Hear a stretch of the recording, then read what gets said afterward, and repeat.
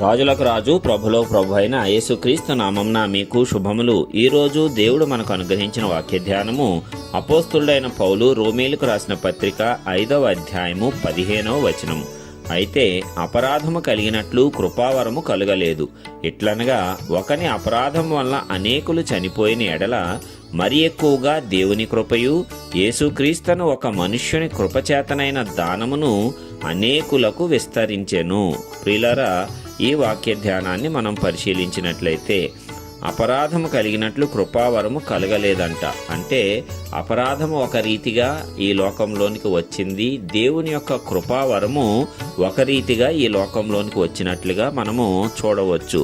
ఎట్లాగంటే ఒకని అపరాధం వల్ల అనేకులు చనిపోయిన ఎడల, అంటే మూల పితరుడైనటువంటి ఆదాము అవ్వలు చేసినటువంటి అపరాధం వల్ల మరణం అనేది మానవ జాతికి సంక్రమించింది.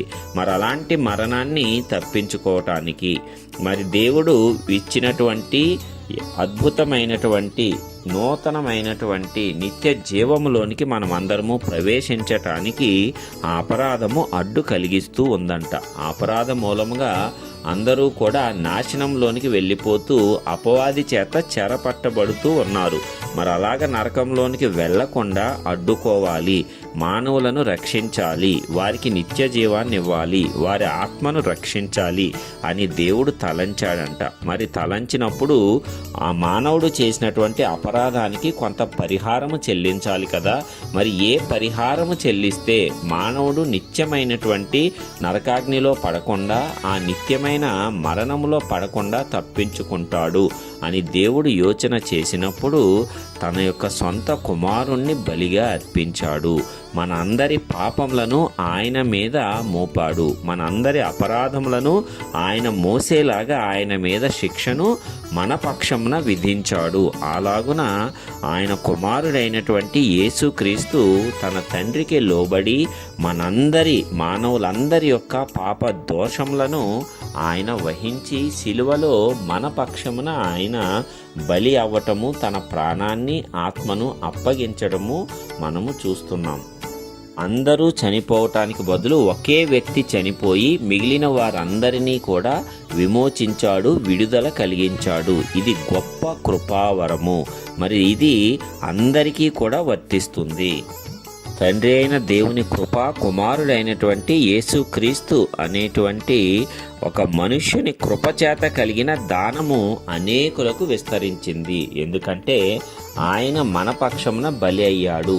మన అపరాధములకు ఆయన పరిహారము చెల్లించి మనలను స్వతంత్రులుగా చేశాడు. ఆ అపవాది చెర నుంచి మనందరికీ కూడా విడుదలను ఆయన అనుగ్రహించాడు. దానిని బట్టి మనమందరము కూడా ఆయన నామాన్ని అనుసరించి ఆయన మార్గంలో నడుచుకున్నట్లయితే నిత్య నరకాగ్నిని తప్పించుకొని నిత్య జీవములో ప్రవేశించగలము. ఆ శక్తి, ఆ సామర్థ్యము మనం పొందుకోవాలంటే కేవలము క్రీస్తు ద్వారానే సాధ్యమవుతుంది. అందుకే ఆయనే మార్గము. ఆ మార్గం ద్వారా వెళ్ళినప్పుడు మాత్రమే ఒక మనిషి నిత్యమైనటువంటి నరకాగ్నిని, అపవాది యొక్క చెరను సంపూర్తిగా తప్పించుకొని నిత్య జీవంలోనికి వెళ్తాడు. ఎలాగైతే మొదటి పురుషుడైన ఆదాము ద్వారా పాపం అనేది లోకంలోనికి వచ్చిందో, మరి చివరి ఆదాము అయినటువంటి యేసుక్రీస్తు ద్వారా ఆ పాపమంతా కూడా తొలగించి వేయబడింది. ఆ పాపానికి శిక్షను ఆయన భరించి, ఆ వెలను చెల్లించి, ఆ పాపాన్ని మన మీద నుంచి, దానివల్ల రావాల్సిన శిక్షను మన మీద నుంచి తొలగించి వేశాడు, మనలను స్వతంత్రులుగా చేశాడు. కాబట్టి ప్రియులారా, దేవుడు ఇచ్చినటువంటి ఈ కృప, తన కుమారుడైన యేసుక్రీస్తు ద్వారా మనము పొందుకున్నటువంటి నిత్యమైనటువంటి శాశ్వతమైనటువంటి కృప ఎంతో అమూల్యమైనది. అది ఉచితంగానే మనకు అనుగ్రహించాడు. వెల ఆయన చెల్లించాడు కానీ ఆయన కృపను మాత్రము మనకు ఉచితంగానే అనుగ్రహించటం జరిగింది. కాబట్టి అలాంటి కృపను గనక ఎవడైనా నిర్లక్ష్యం చేసినట్లయితే ఇక వాడు నిత్య మరణాన్ని అనగా నరకాగ్నిని తప్పించుకోలేడు, ఎంతమాత్రము నిత్య జీవంలో ప్రవేశింపలేడు. అందుకే దేవుడిచ్చినటువంటి కృపను మనం అందరము పొందుకోవాలి. అది ఉచితంగానే ఇచ్చాడు. ఆయన యందు విశ్వాసం ఉంచి ఆయన నామమును బట్టి మనము గనక మారు మనసు పొందినప్పుడు ఆ కృపను మనమందరము కూడా పొందుకుంటాము. ఆ కృప కొంచెముగా లేదంట, అపరిమితమైనటువంటి కృపను ఆయన అనుగ్రహించాడు. అలాగే కేవలం కొంతమందికి మాత్రమే అవకాశం ఇవ్వలేదు, కానీ ఆయనను నమ్మి ఆయన యందు విశ్వాసం ఉంచిన ఎంతమందికైనా సరే అదే రకమైనటువంటి కృపను, అదే రకమైన అపరిమితముగా ఆయన అనుగ్రహించటానికి శక్తివంతుడై ఉన్నాడు. మరి ఆయన శక్తిని అనుసరించి మనము ఆ కృపను పొందుకోవటానికి సిద్ధముగా ఉండాలి. కాబట్టి ప్రియులారా, కేవలం ఆ కృపలో ఆయన మరణం మాత్రమే లేదు, కానీ ఆయన మరణం ద్వారా మన పాప దోషాలు, ప్రతినిత్యము మనం చేస్తున్న దుష్కార్యాలు అన్నిటినీ కూడా ఆయన కొట్టివేసి ఉన్నాడు. మనము చేసిన అనేక అపరాధములకు ఒక్కసారి ఆయన వెల చెల్లించేశాడు. అలాగని మనలను విడిపించేశాడు. ఇక మన మీదకు శిక్షావిధి రాదు అని మన ఇష్టానుసారం జీవించటానికి వీలు లేదు. దేవుని కృపను, ఆయన శాశ్వత ప్రేమను పొందుకున్న వారెవరూ కూడా తిరిగి అపవాది యొక్క మార్గాలలో ప్రయాణించటానికి ఇష్టపడరు.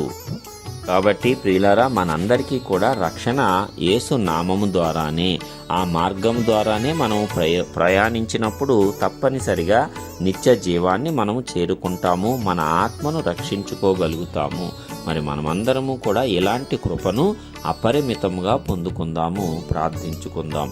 కృపా సత్య సంపూర్ణుడు అయినటువంటి మా ప్రియ పరలోకపు తండ్రి, నీ ఘనమైన నామానికి వందనములు, స్తోత్రములు. ఇదిగో తండ్రి, మరి నీవు ఏ రీతిగా సమస్త మానవాళిని రక్షించావో, నీ యొక్క కుమారుని యొక్క శిక్ష ద్వారా, అనగా ఆయన మీద మోపబడినటువంటి మా పాపముల నిమిత్తమై కలిగినటువంటి ఘోరమైన శిక్ష ద్వారా మా అందరికీ ఎలాగ విడుదల కలిగించావో, నీ కృపను ఎలాగ విస్తరింపజేసి మేమందరము ఆ కృపకు పాత్రులు కావాలని, ఆ కృప ద్వారా మేము నిత్య జీవాన్ని పొందుకోవాలని, యుగయుగములు నీతో కలిసి జీవించాలని నీవు చేసినటువంటి ఈ ప్రణాళిక ఎంతో గొప్పది.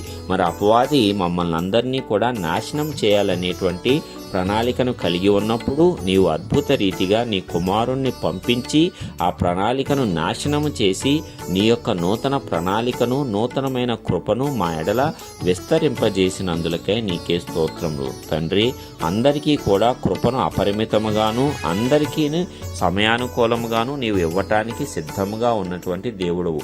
కృప చూపుటలో నీకు పక్షపాతం అనేది లేదు. నీ వద్దకు వచ్చి వారందరికీ నీవు కృపనివ్వటానికి శక్తిమంతుడిగా ఉన్నటువంటి వాడవు. కాబట్టి మేమందరము కూడా ఇప్పటి వరకు ఉన్నటువంటి ప్రతి విధమైనటువంటి పాపదోషములను సంపూర్ణముగా విడిచిపెట్టి నీ కృపను సంపూర్ణంగా పొందుకొని ఈ లోకంలో మేము విజయవంతంగా జీవించటానికి, మేము ఆ నిత్య నరకాగ్నిని తప్పించుకొని అనేకులను ఆ నరకాగ్ని నుంచి తప్పించుకోలేలా చేయటానికి నీ యొక్క ఉన్నతమైన కృప మా అందరి ఎడలా విస్తరింపజేసి ఆశీర్వదించి మహిమా ఘనత ప్రభావమును నీవే పొందుకోవలసిందిగా యేసయ్య పరిశుద్ధ నామమున ప్రార్థించి పొందుచున్నాము పరలోకపు తండ్రి.